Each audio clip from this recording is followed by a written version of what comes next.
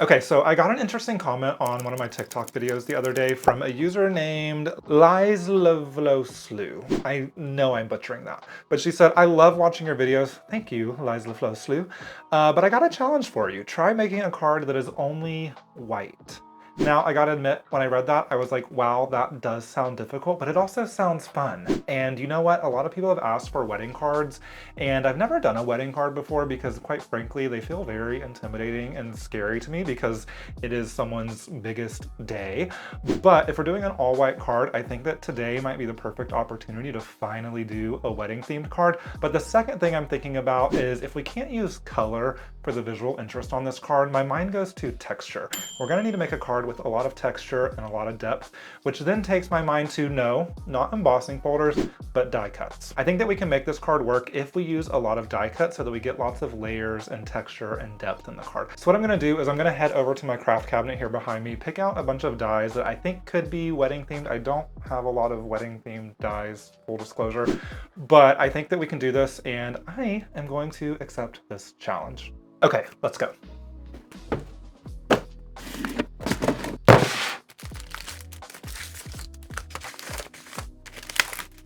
Okay, so I just went through all of my dies and picked out quite the assortment of dies here. I know this is a lot. I'm not going to walk through them all right now, but as we make the card and use them, I will highlight each of them. And for the white cardstock we're using today, I am using plain and simple 110-pound cardstock from Joann. I just get the store brand version. I believe that's Park Lane. Someone correct me if I'm wrong, but I don't buy fancy white cardstock for my card bases. I just use whatever is at Joann, and that's what we're going to use today. So starting off, I'm going to go ahead and create our card base. Okay, and there you have it. We have our card base. And since today is all white, I think that I'm just going to design my card directly on top of the card base, especially since I know that I'm going to have a lot of layers and die cuts.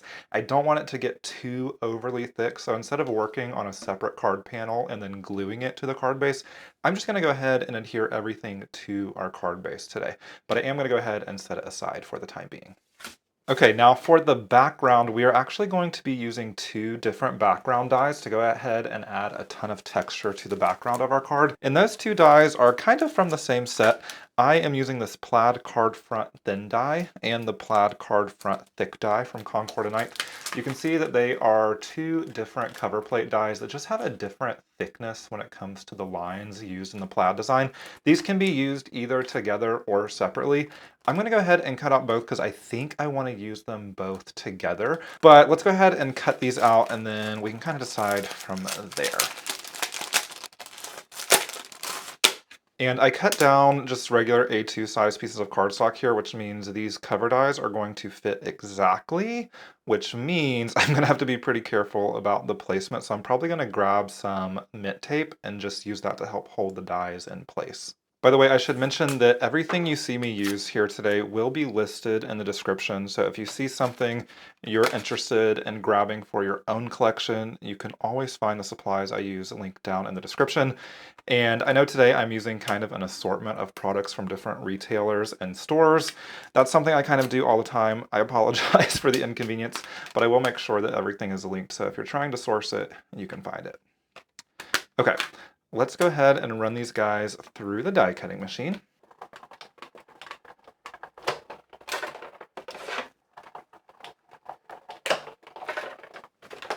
Okay, we have our dies cut, and you can see some of the squares are already falling out here. But let's go ahead and peel off this tape. Also, I've gotten several comments from people who have called out how obnoxious it is that I say, I'm going to go ahead, or let's go ahead, often. I would apologize for that, but I'm not going to apologize for it because that's just how I speak. But if it bothers you, feel free to not comment about it because I promise you several people already have. Okay, now that I'm done being catty, let's go ahead and poke out the rest of our little squares here. This is always a fun and satisfying part of using cover dies like this.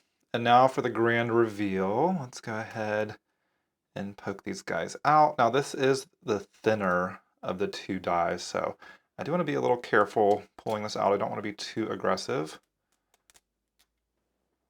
Ta-da! But there we go. So we have a nice little plaid design, and then we'll have a second thicker plaid design to go with it in just a second. All right, and there is our thicker guy. Okay, let me go ahead and clean up all of these little bits, and then we will go ahead and apply those to the background of our card. So I'm bringing our card base back in, and then I'm going to glue down the larger, thicker of the plaid dies first. And I'm not really sure if I want to do one or two. You can kind of look, this is what the thick die looks like standing alone. If you wanted to layer the thin one on top, you can see that just adds a bunch of extra detail and texture, which I think is what I'm going for today. So I'm going to go ahead and do both.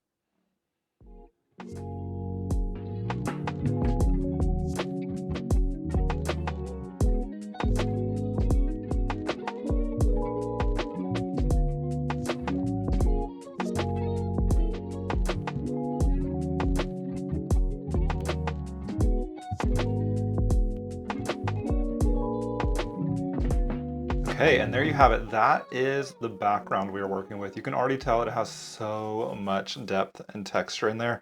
And you can also imagine if you used different colors for these two panels, for instance, red and green, it would create a really pretty Christmas background. But of course, today we are sticking to white, and we're just looking to get a bunch of texture and depth, and I think that we have accomplished that. So let's go ahead and set this back aside, and then we will start working on the elements for the front of our card.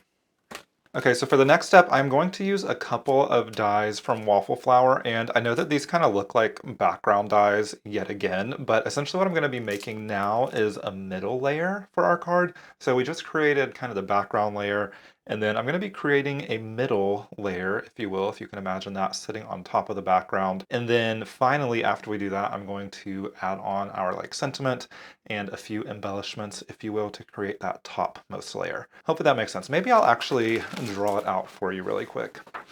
I'm a terrible drawer, so bear with me, but this is kind of the idea. So we have our A2 size card, right?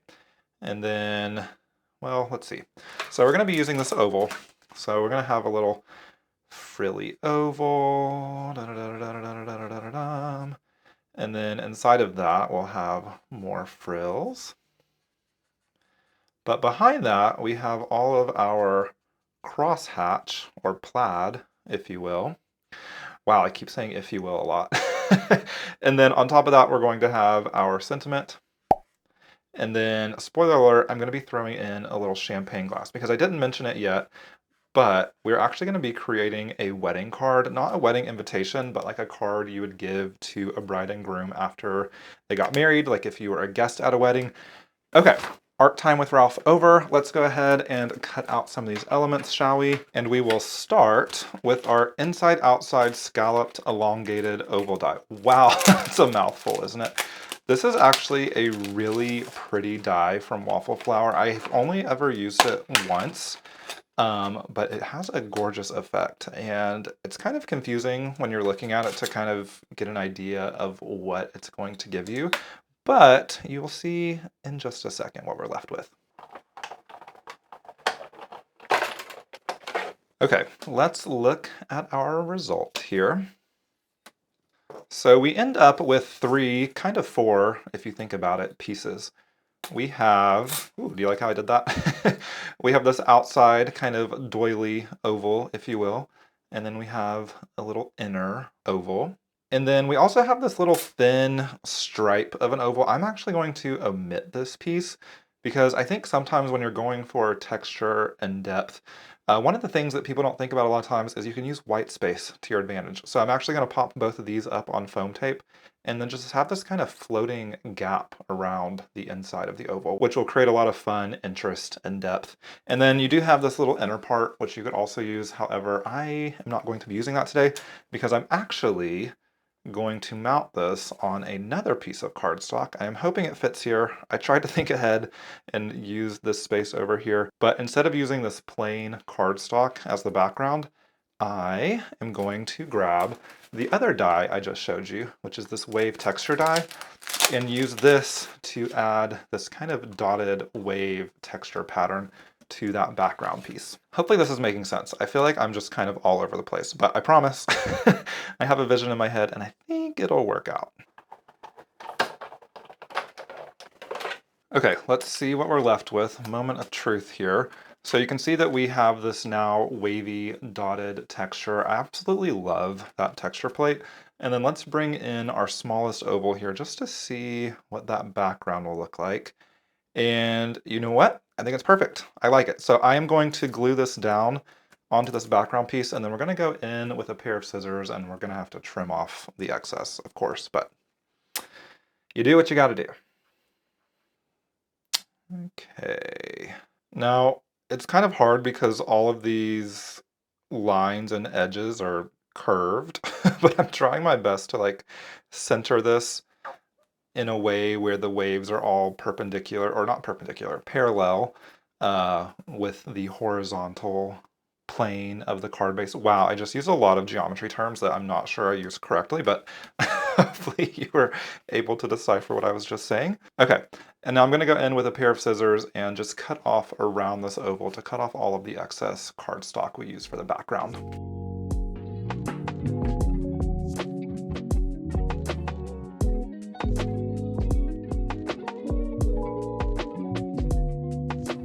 All right, perfect. Now we have our perfect little oval, and look how much texture and funness is in this.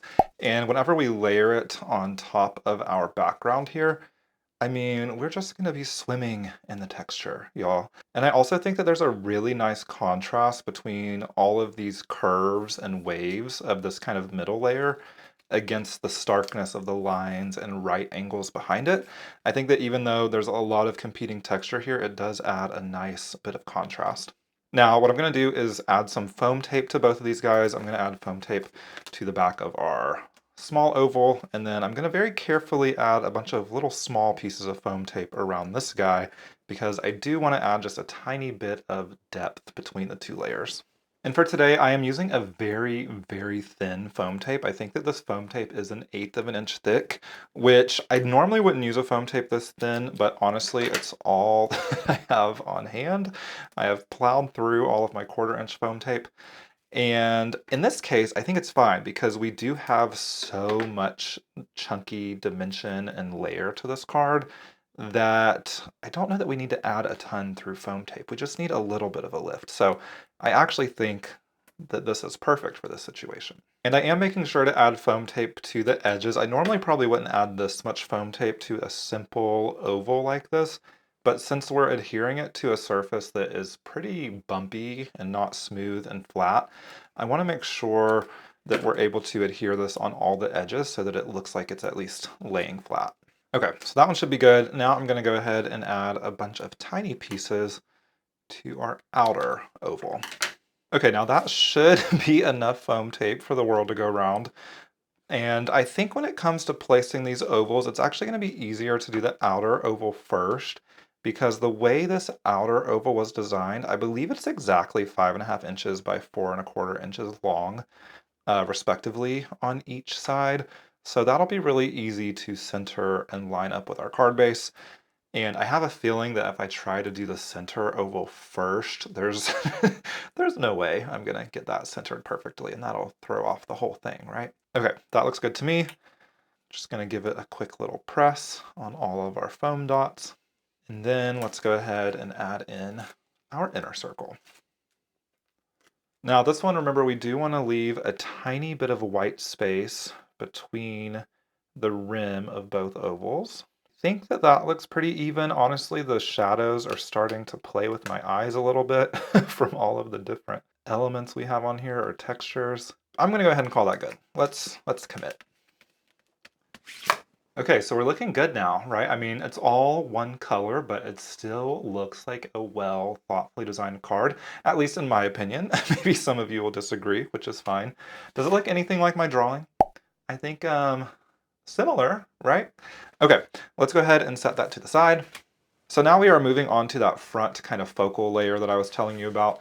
And for most of these elements, we are using dies from Simon Says Stamp.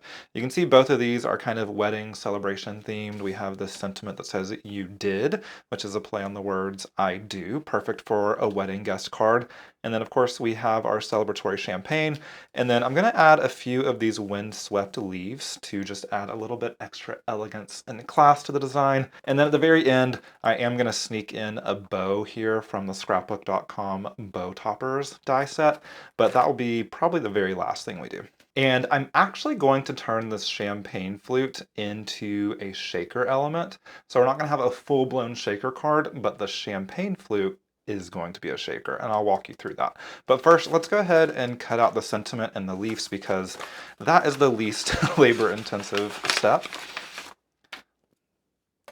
And it's worth mentioning, I am going to cut out the "you did" twice, just so that I can get a little bit extra depth and just make that sentiment a little bit thicker. Okay, so some of the leaves already fell out. This one, we're going to have to work a little bit, and these are very delicate leaf dies, so I am doing my best, even with my lack of patience, to not bend or warp these too much. Let's see, we're almost out of there. Okay, perfect. And then you can see that we also have a shadow layer for the "you did" die, so I'm going to end up gluing the "you did" sentiment on top of the shadow layer. Again, we are just going for as many layers and textures and chunkiness as we can. And then, similar to the leaf, I'm going to very carefully peel this sentiment out without warping it. Perfect. And then the one thing I will warn you about with this die is the entire sentiment is connected, except for the little, what is that called? That's not called a tilde, is it? Whatever, the dot on the eye. So make sure when you're poking out all of your little scraps here, you don't accidentally discard the dot for the eye because you will need it. Okay, I'm gonna go ahead and cut this out again a second time and glue these two sentiment layers together, and then I will catch you back right here. All right, I have layered up both of the "you did" dies and went ahead and glued them onto the shadow layer here. So this will be our primary sentiment.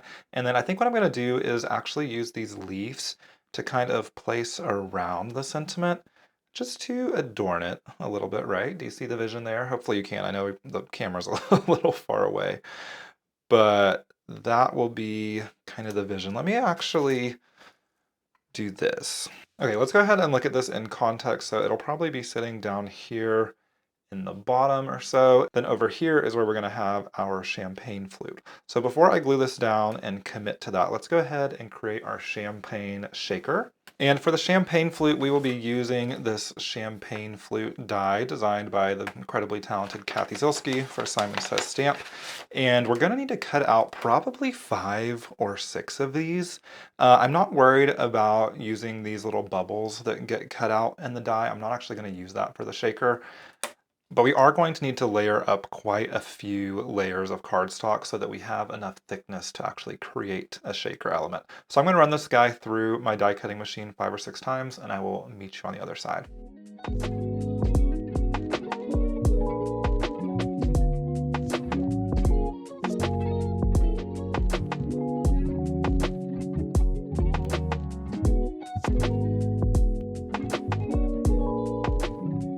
Okay, so now we have 6 cut out champagne flutes. I have no idea how I was able to almost perfectly get the exact right sheet of paper to cut out 6 champagne flutes, but I'm gonna go ahead and pat myself on the back for that one. Now, I believe this should be enough to give us enough thickness for our shaker element. And what I'm gonna do now is glue 5 of these together. I'm gonna leave one out here hanging because that's going to end up being the champagne flute die that goes on top. But the other 5 of these, let's go ahead and glue together so that we have a nice thick container for our sequins. And to do that, I am just going in with a little fine tip glue bottle, just like I have been doing with pretty much everything else on this card. And then you just want to use care to make sure that you are lining these up just perfectly. And if you can, try not to squeeze any glue so that you don't have glue squeezed out into the center of your champagne flute, because that is where your sequins will go. and so you don't want your sequins sticking to the glue.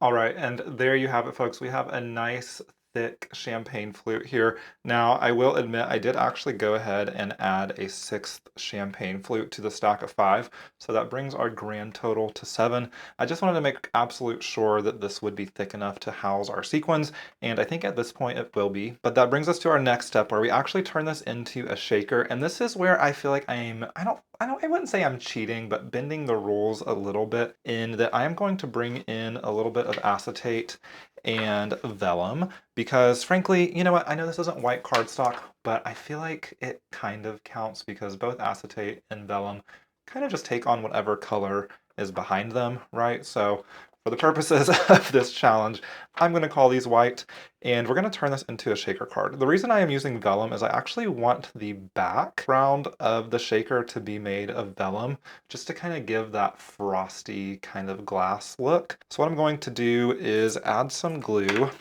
to the back of our champagne flute, and then just very carefully adhere it to the vellum. And then I'm going to cut out around our champagne flute. Now, if you wanted to, you could like trace the champagne flute and then cut out the vellum. And now that I'm thinking about it, that might have actually been a better idea. But you know what? I'm going to commit to the bit. And we're just going to cut out around the champagne flute once it's glued down. And while I'm waiting for that glue to dry, I'm also going to go ahead and glue down the acetate on our front champagne flute. Now, this is my fancy acetate from Cricut, so it does have a protective layer on both sides. So I have to peel that off first. And then I'm going to go ahead and peel off this layer on the back side too. If you're interested in getting yourself some of this Cricut acetate, I do have it linked in my Amazon storefront. It's very fancy and extra, but it does keep your acetate nice and clean, streak-free, no scratches, no dust, which is great. And I'm doing just the same thing with the acetate, right? So I'm going to place the acetate on top of our glued up champagne flute. I'm gonna let it dry, and then I'll just cut around it.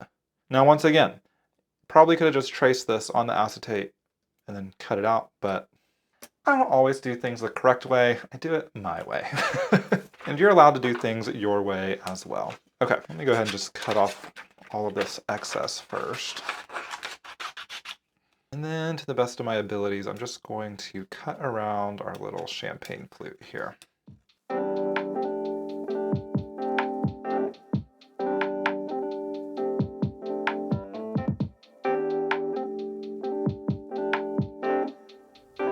Okay, and there is the front of our champagne shaker.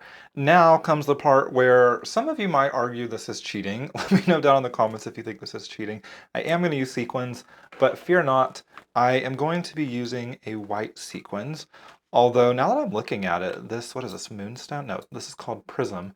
This prism color is really pretty. It's more clear and iridescent, but I am going to go with this sequins, which is called Fallen Snow. And it's also a little iridescent, but it's more on the white side than clear side. I'm just going to open this little guy up and, of course, pour some confetti in. Ooh, that might have been too much. I don't want my champagne flute to be overflowing. Well, in real life I do. On this card, I don't necessarily want my champagne flute to be overflowing. Okay, I'm actually going to add a little more back still. Okay, that feels appropriate. And then lastly, of course, we just need to close up our flute. So I am going to add liquid glue all over our top panel, being very mindful, demure, if you will, around the edges here, because as we know, glue will spread on acetate since it doesn't soak in. So you really don't want to be too heavy-handed on the glue around this acetate part. There we go. I think we're safe. Now, if you wanted to, you could, of course, put a paperweight on top of this to let it dry. I'm just going to set it to the side. And remember that bow that I told you we were going to use? I'm going to go ahead and grab one of these bow dies. And we're going to add a little bow to our champagne glass stem. just because that feels very classy and elegant, if you will, and continues to add layers to our project.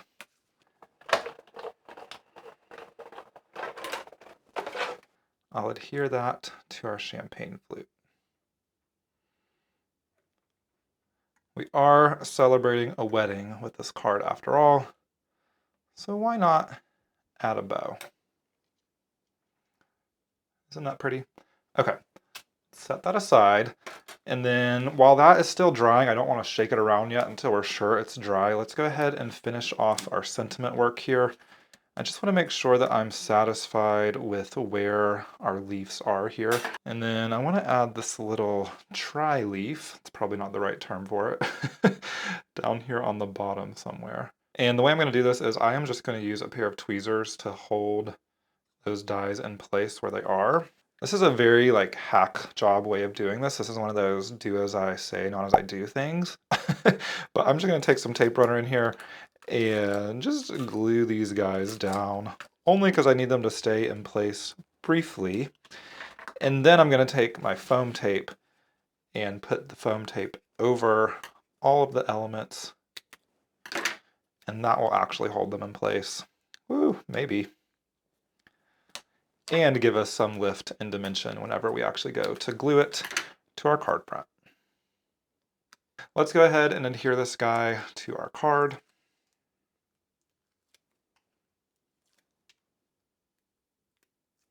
Make sure this is straight. Sometimes it's so hard for me to tell if my sentiments are straight. I think that that is straight, so we're gonna go with it. And then last but not least, of course, we have to finish off the card by adding in our little shaker champagne flute. And for that, we're just going to simply use some liquid glue along the stem and then the rim of our flute. You want to avoid putting it on the vellum background because that could potentially show through. Something like that works just perfect. But that is it, y'all. That is the completed card. What do you think? I think that the shaker element is so fun, even though we bent the rules a little bit. And our goal today was to go for a lot of texture, a lot of dimension, a lot of layers. And I think that that goal was met. Even though this card is all white, I don't find it boring, and I find it actually quite pretty, in my opinion. I know that's just my opinion, and I made it, so maybe I'm a little biased, but I like it. But anyway, y'all, that is it. That is the card today. I find that whenever I'm met with a challenge like this, that I actually find myself being more inspired and more creative than when I walk into my craft room and just have a plethora of options with no real idea of what to make. That can be really challenging. So I want to challenge you next time you're in your craft room, if you're not sure what to make, give yourself a little bit of a challenge. Maybe you can do the same challenge I did. Make a card using only one color of cardstock. I think you'll be surprised what you can come out with when you actually give yourself some boundaries. But with that being said, thank you guys so much for being here. That is the video. If you're new here, I would love for you to subscribe and join the channel. I have plenty of other card making and crafting related videos for you to go ahead and go binge if you want to watch something after this. And also, if you enjoyed this video, I would really appreciate it if you could give it a like and a comment. That really, really helps me out, and I super appreciate your support. But most importantly, just thank you again for being here. I hope you have a great rest of your day, and I will catch you on the next one.